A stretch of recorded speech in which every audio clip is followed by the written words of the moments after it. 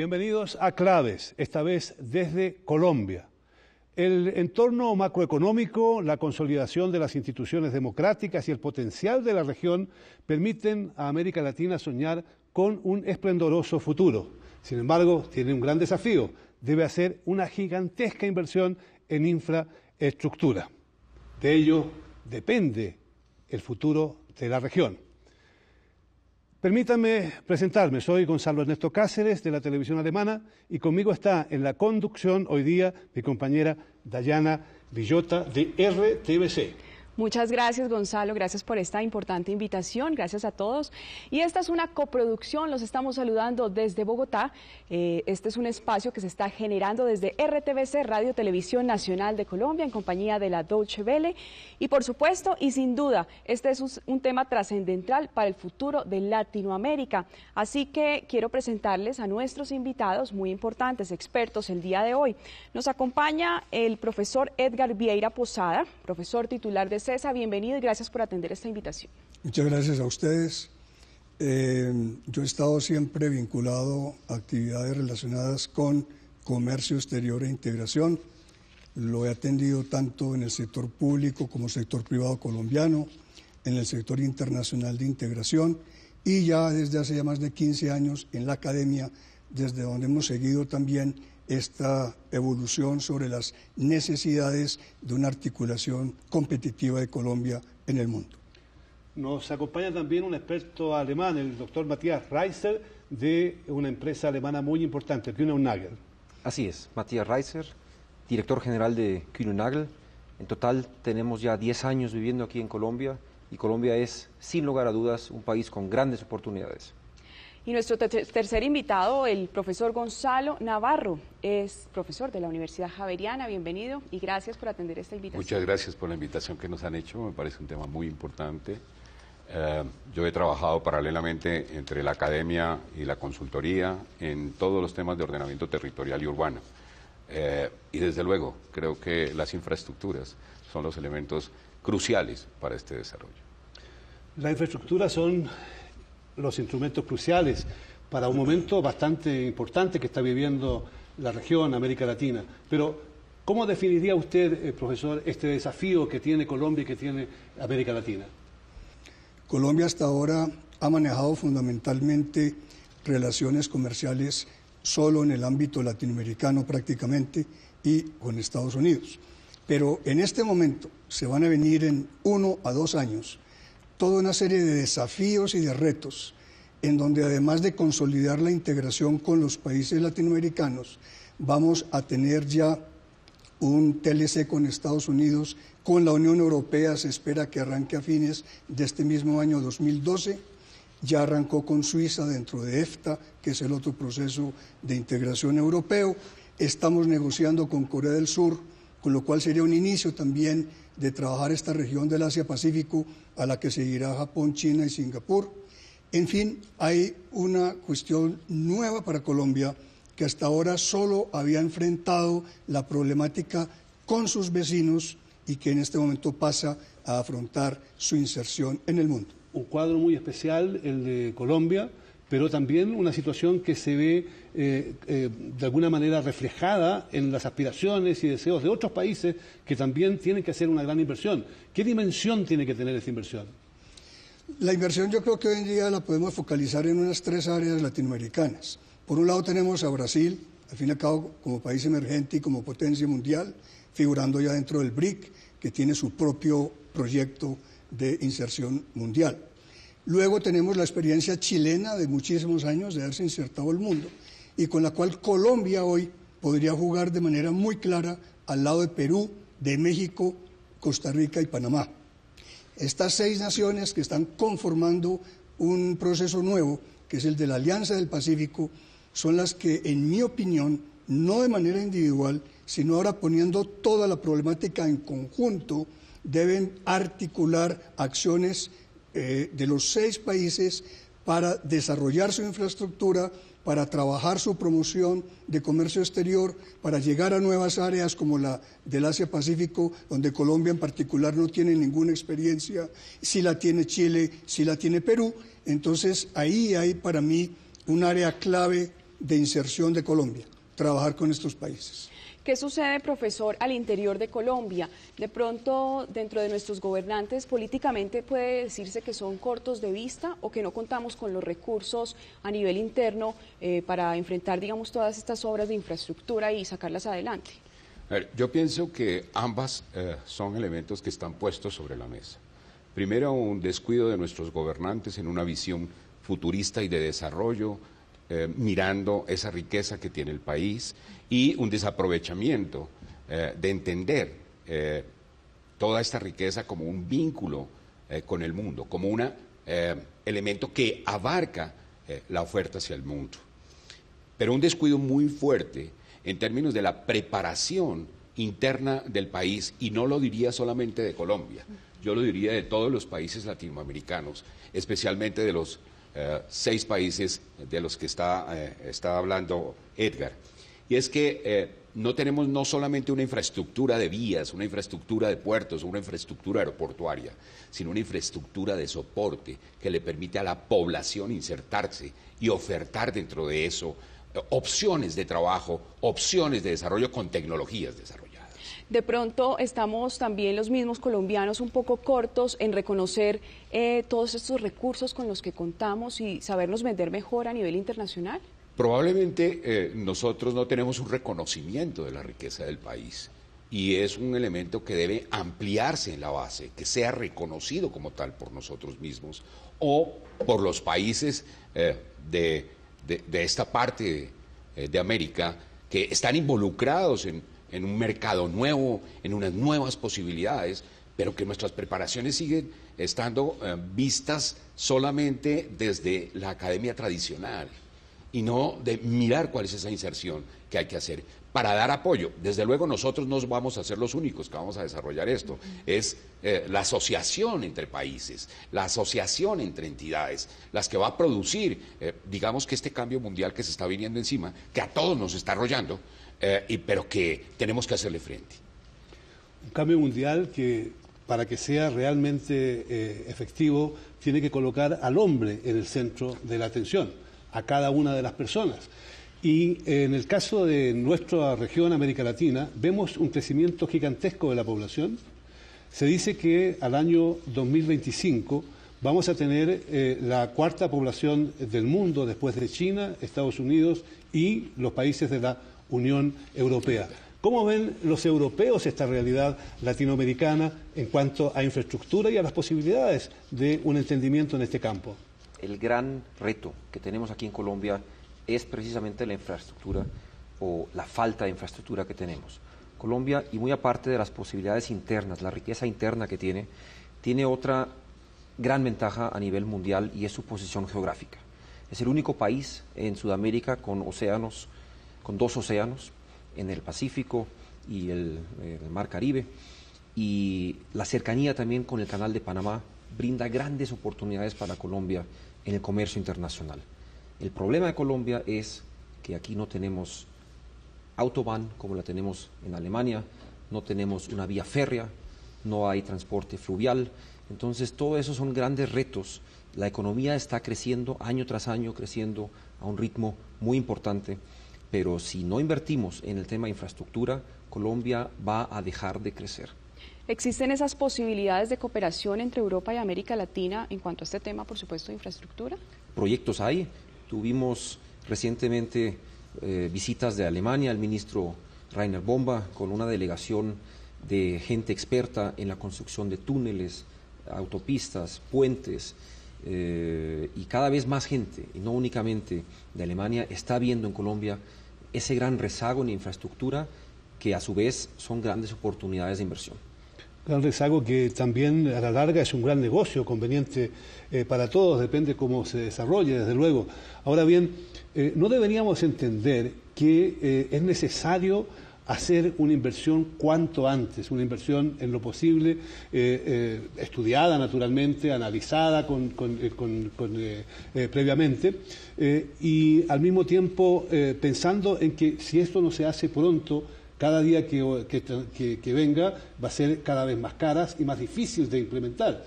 Ahora bien, ¿cómo se plantea Colombia este desafío? ¿Cómo se está analizando en este momento desde el punto de vista del Estado, pero también desde el punto de vista de los científicos?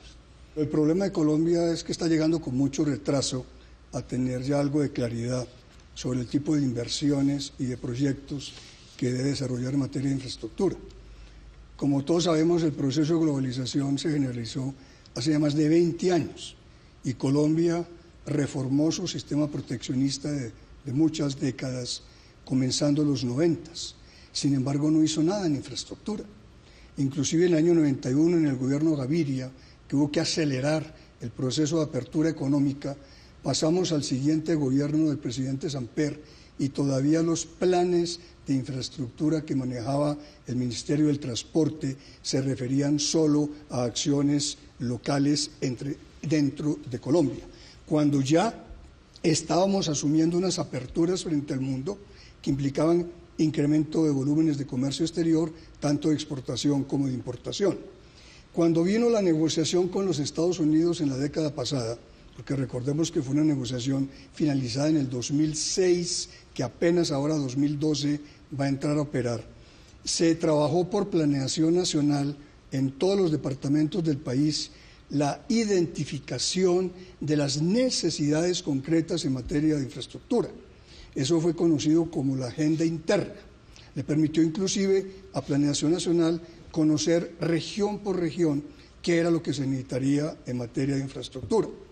Lamentablemente vino la congelación de la aprobación del TLC con los Estados Unidos y Colombia descuidó el haber ido trabajando ya en esa agenda interna. ¿Y cómo ha superado ese pasado negativo desde el punto de vista de los proyectos futuros? ¿En qué están ahora? El cierre de estas negociaciones en estos 2 años.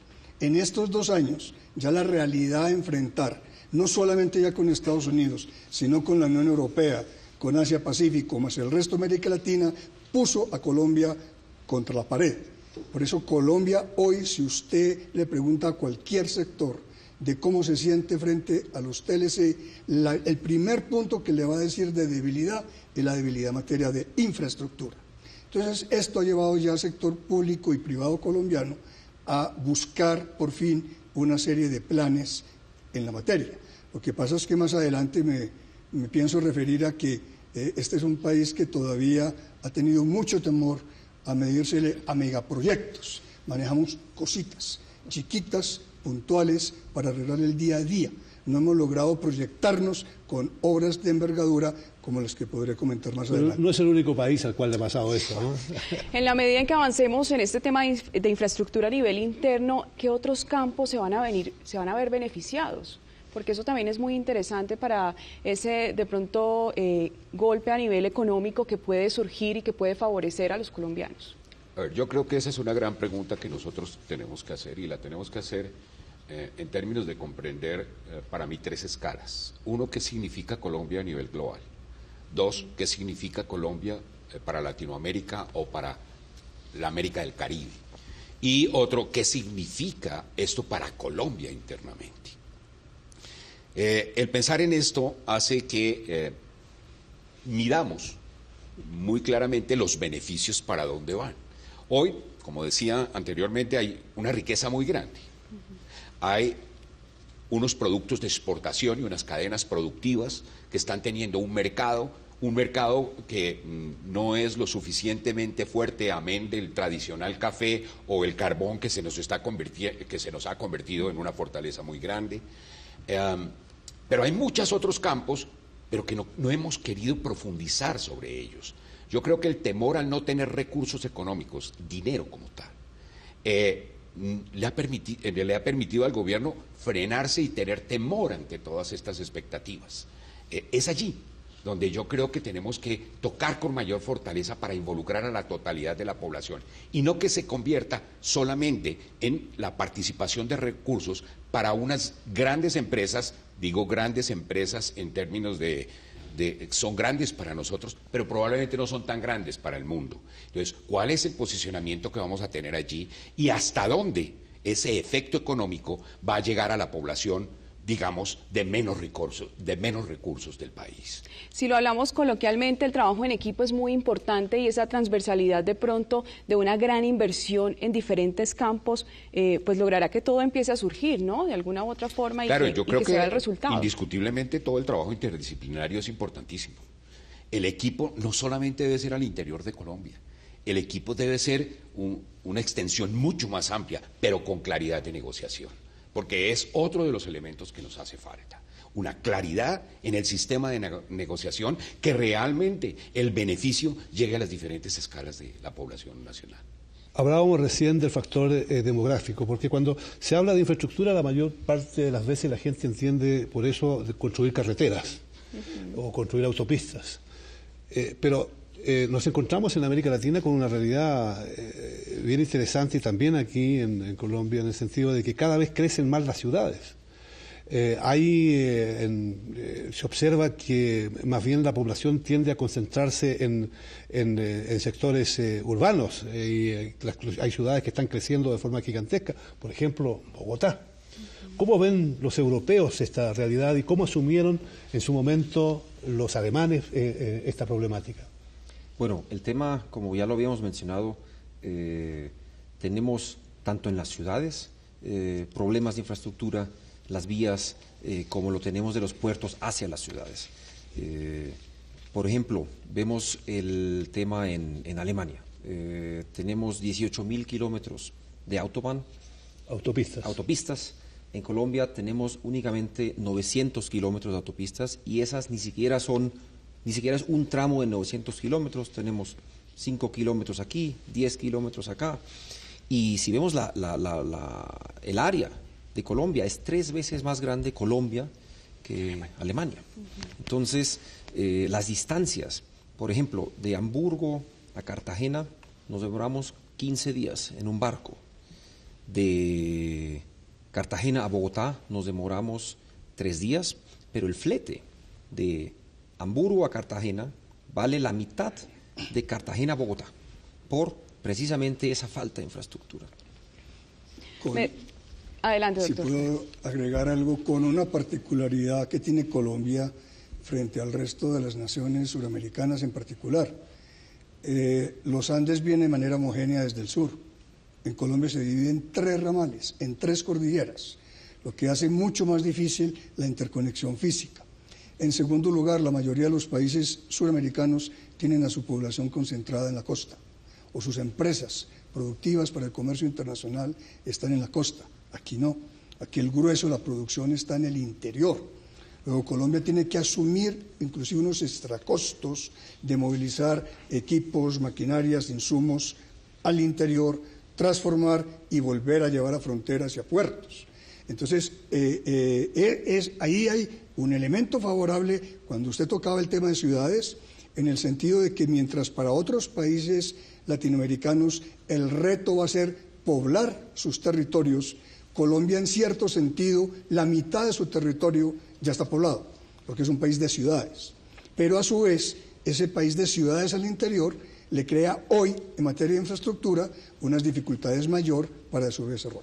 Y nuevos desafíos, evidentemente, en todos los campos. Pero claro, los desafíos hay que enfrentarlos, como se dan. Uno desgraciadamente no los puede elegir. La diversidad es bastante grande entre las distintas naciones. Pero antes de pasar si me permites, Dayana, claro que sí. Hay un tema que yo creo que internacionalmente también es importante, que no lo hemos tocado, y es que Colombia ha tenido que combatir con una situación de violencia interna bastante grave. Yo tengo la impresión de que está saliendo de eso. Yo no sé cómo lo ven los inversores extranjeros, cómo ven ustedes la situación del país en este momento y cómo ven esta seguridad que al parecer está dando hoy día Colombia para los inversores extranjeros y en general para los grandes negocios. Totalmente. Nosotros llevamos aquí 10 años y si uno ve para atrás la situación, hace 10 años uno estaba prácticamente encerrado en las ciudades, no podía o no quería salir de las ciudades por el riesgo al secuestro. Hoy en día eso es tema del pasado.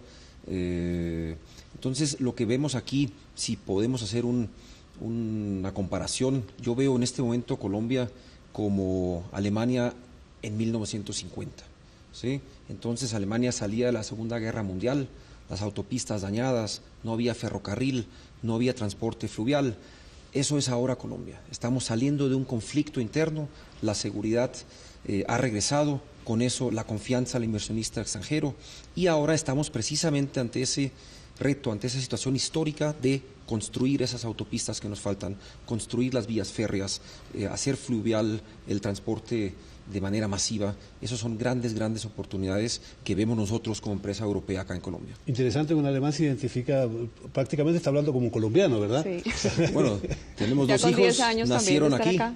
Tenemos 2 rolitos, 2 colombianos, nacieron acá en Bogotá, nos sentimos ya muy colombianos. Es importante para los colombianos, por supuesto, volver a conquistar como mercados internacionales con respecto al tema de la violencia que tocaba Gonzalo, porque es volver a creer, ¿no es cierto?, en nosotros, en lo que tenemos, en nuestros recursos, con la gente que contamos. ¿Qué otros campos, dentro de lo que usted conoce, se puede empezar a cooperar con países como Alemania o con Europa y América Latina? Nosotros aquí vemos, aparte del tema de infraestructura y logística, vemos aquí un gran potencial en calidad humana. Si nosotros comparamos el costo de un trabajador aquí en Colombia y el nivel educativo, es mucho superior al de otros países, o si lo vemos de otra manera, es mucho más barato el costo de un empleado colombiano que el de un empleado en Alemania. Entonces vemos aquí un gran potencial con el talento humano acá en Colombia.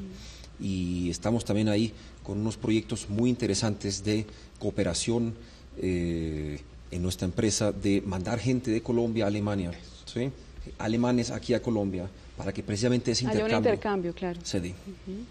Porque igual esas capacitaciones y esas formaciones también en otros países, pues digamos que nutren y aportan mucho a todos estos temas. Sí, lo importante es que eso se abra realmente, que no se vuelva solamente pequeños clústeres de una empresa que manda a sus trabajadores a especializarse, sino cómo logramos abrir mucho más eso para que la competencia, ¿sí?, sea mucho más equilibrada y además sea apropiada, porque los países latinoamericanos no podemos seguir esperando que los demás vengan y que nosotros esperemos a que hagan. No, es como entre los dos podemos construir esos elementos. De eso se trata la cooperación, ¿no? Yo tengo un eslogan cuando hablo con mis estudiantes alrededor del significado de nuestro futuro. Y yo les digo, la posición de nuestros países latinoamericanos es que el pasado de los países desarrollados es el futuro de los países subdesarrollados. Y esa es la brecha que tenemos que cortar. Tenemos que convertirnos realmente en un soporte cuya visión vaya más allá de lo que hasta hoy hay. A pesar de la importancia que tiene el tema de la infraestructura, y sobre todo de cara al futuro, hasta ahora el tema no ha sido un prioritario para el sector científico, para las universidades. Recién se han empezado en los últimos años a buscar soluciones, la investigación académica ha crecido. ¿Han cambiado las cosas? ¿Qué papel está jugando la universidad y los científicos en la proyección de modelos para superar los desafíos de los cuales hablábamos antes? Pues ya existen varios, inclusive centros formalmente organizados para estudiar este tipo de problemática. Cada vez hay grupos interinstitucionales que están en condiciones de apoyar los esfuerzos, bien sea del sector privado o del sector gubernamental, para concretar precisamente esos proyectos, porque en la medida que la academia estudia estos problemas de inserción internacional, el tema de infraestructura inexorablemente aparece en primer plano. Pero yo creo que el aporte importante de la academia ahí ha sido además tomar de algunas ideas que se han venido planteando, algunas referidas a proyectos, como decía ahora, de gran proyección. Concretamente, tuvimos oportunidad con Gonzalo en el pasado de desarrollar una serie de foros en los cuales personajes del sector privado tuvieron oportunidad de exponer y de plantear proyectos que se salen de la visión hasta ahora tradicional de los gobiernos para arreglar el problema. Aquí cada que estamos mencionando infraestructura, pues hablamos de carreteras, ferrocarriles, ríos, los fluviales, etcétera, pero para Colombia es fundamental la parte portuaria. En la parte portuaria, este es un país que no tiene puertos de aguas profundas. El desarrollo y crecimiento hoy en día de los buques portacontenedores va cada vez adquiriendo un nivel en el cual simplemente los puertos colombianos van quedando marginados. Para decir algo, los conocidos como buques Panamax, porque podían pasar por el canal de Panamá, que ya llevaron a Panamá ahora a hacer su ampliación, de aquí al 2015 a ver si le da paso a otros buques más. Pues es tal el crecimiento, por ejemplo, de buques portacontenedores, que hoy ya están navegando y están en construcción buques que ya ni siquiera van a poder pasar por el canal ampliado en Panamá. Entonces, la academia ha buscado eso, salirse del molde simplemente de un sector privado que plantea sus necesidades y un sector público que dice algo al respecto y tratar de ir más allá. Y le doy 2 ejemplos. En materia férrea, este es un país sin ferrocarriles. Aquí hubo una línea conectando esos 2 bellos mares a los cuales pertenecemos, Buenaventura-Santa Marta. Y hace más de 25 años hubo un desbordamiento del río Cauca, al sur de Antioquia, a la altura de La Feliza. Se llevó la bancada y este país se dio el lujo de nunca volver a hacer esa reconexión. O sea que hace 25 años estamos con 2 ramalitos, un ramalito de La Feliza, que es en el centro del país que va a Buenaventura sobre el Pacífico, y otro ramalito que de Puerto Salgar, aquí cerca a Bogotá, sube hacia el Mar Caribe. Pero hay elementos más graves. Colombia es uno de los únicos países que quedan en el mundo usando ferrocarril de trocha angosta, lo cual nos limita inclusive en la renovación de equipo férreo. En el mundo ya no se hacen locomotoras para una trocha angosta, sino para trochas anchas. Y en la mejora, supuestamente ahora, de respuesta a los problemas de infraestructura, pues la propuesta de volver a otorgar eso en licitación se había planteado técnicamente otra vez en términos de trocha angosta. En este momento, modestia aparte, por las presiones que logró hacer la academia, el Ministerio del Transporte ya está estudiando la posibilidad y conveniencia de pasarse a trocha ancha. Una buena para noticia. dar un ejemplo desde el punto de vista de aportes de la academia. Una buena noticia. ¿Cómo continuar, o mejor, a falta de recursos por parte del Estado y cuando se presentan este tipo de ejemplos, como usted lo acaba de mencionar, profesor, el sector privado empieza a tomar un papel muy importante, cada vez más importante? ¿Cuáles son esas ventajas y desventajas de ese papel que cumplen ellos? Yo lo primero que creo es que la plata existe. Yo creo que la plata no es que no exista. El problema está en términos de la decisión. La capacidad del Estado de tomar decisiones y enfrentarse a estos problemas. Entender que no podemos seguir viendo el país por pedazos. Creo que Edgar ahorita decía una cosa para mí muy importante, y es entender que el punto más importante de conexión global son los puertos. ¿Por qué? Simplemente porque por el agua puedo llevar más carga a menos costos.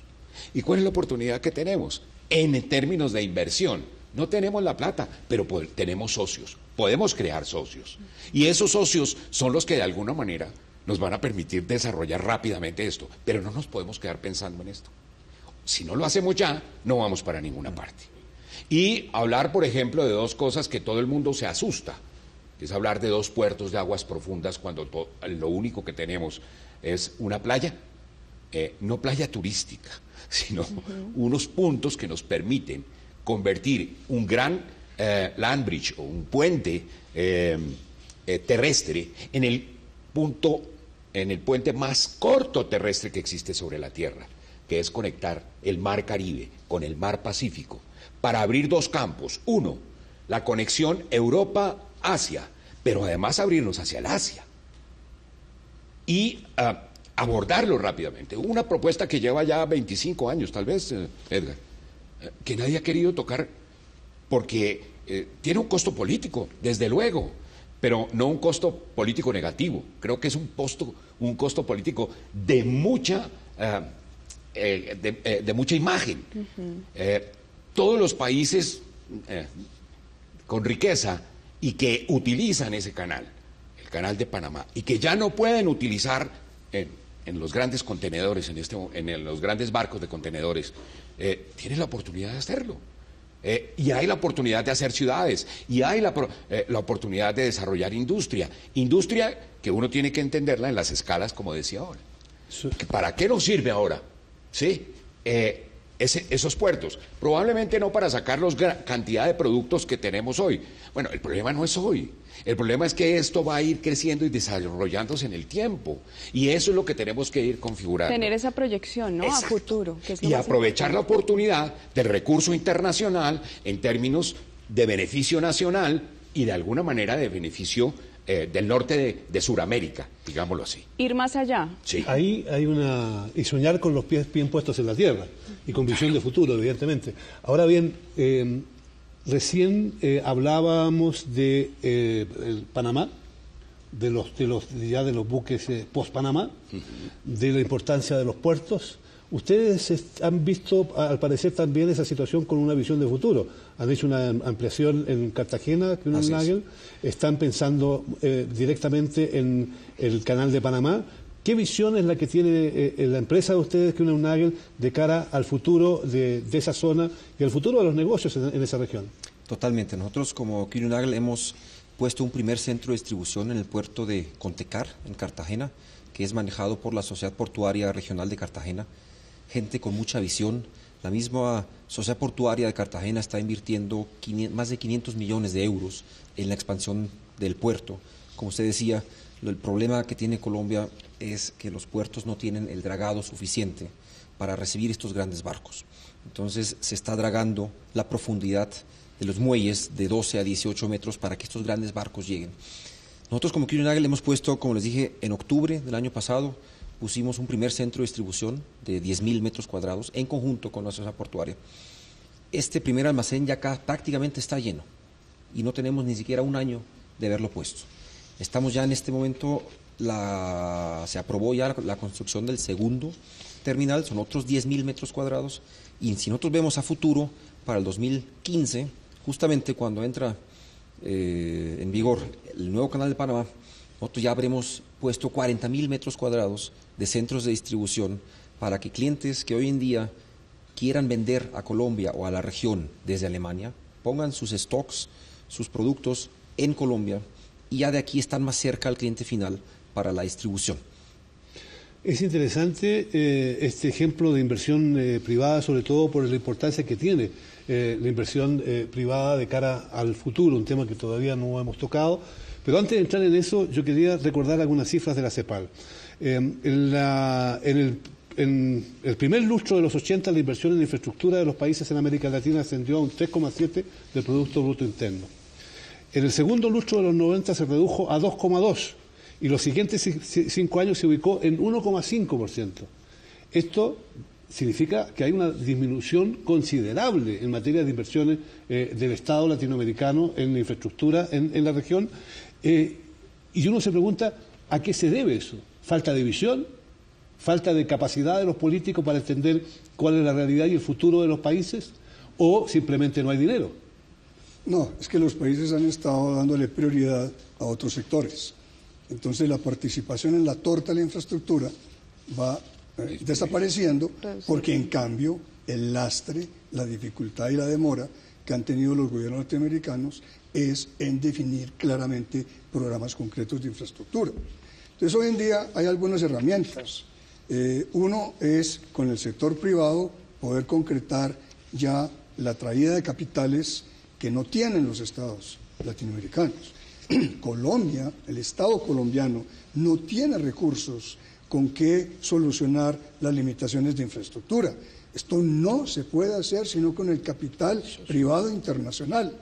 Es a través de sistemas de concesiones, donde no solamente vengan a construir, sino a mantener y operar esas obras de infraestructura los distintos capitales privados del mundo.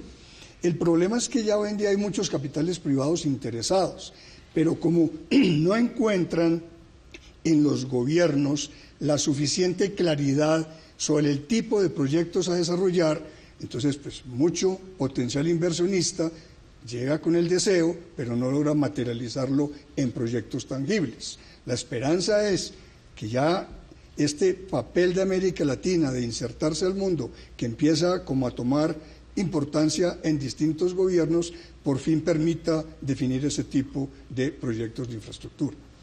¿Cómo vender ese tipo de proyectos a nivel internacional? ¿Cómo vendernos como país para que los inversionistas, yo sé que existen muchos que ya están interesados, pero otros que no conocen, que puedan llegar a nosotros? Creo que en este momento las relaciones internacionales entre empresas privadas y grandes empresas, digámoslo así, que tengan funciones diferentes, es la explotación, es la logística, es lo que va a empezar de alguna manera a regular esta situación. O sea, los países como nación en sí mismo van a dejar de tener ese protagonismo. Por eso es tan importante, y vuelvo nuevamente a lo que decía anteriormente, a la negociación, entender qué significa la participación Estado-privado y cómo ese Estado-privado no solamente se hace al interior del país, sino cómo eso realmente abre el abanico para que eso que antes nosotros llamábamos mi país, ya en términos económicos no es mi país es mi país en términos sociales, diríalo así. Yo lo diría de esa manera, pero en términos económicos es otra cosa. Y esto cada vez más va rompiendo esas barreras. Entonces, tenemos que prepararnos también para eso. Y nosotros no somos muy conscientes, creo, de esa situación. Creo que en el mundo en general no es tan consciente, pero eso está empezando a pasar. Ya no hay países que no tengan de alguna manera relación con la empresa privada, que es la que de alguna manera genera la red global. Esa falta de conciencia, qué pena Gonzalo, sucede porque hay falta de un líder para esa conciencia que debe existir. No, yo no pienso que es un problema de líder. Primero creo que ya los líderes por sí mismos no existen. Lo que existen es unas condiciones grupales de producción o de comercialización o de alguna manera de estabilización de esto que de alguna manera en los tiempos pasados desestabilizamos todos y estamos buscando una estabilización. Una estabilización a casi 7.000 millones de habitantes que tiene la Tierra.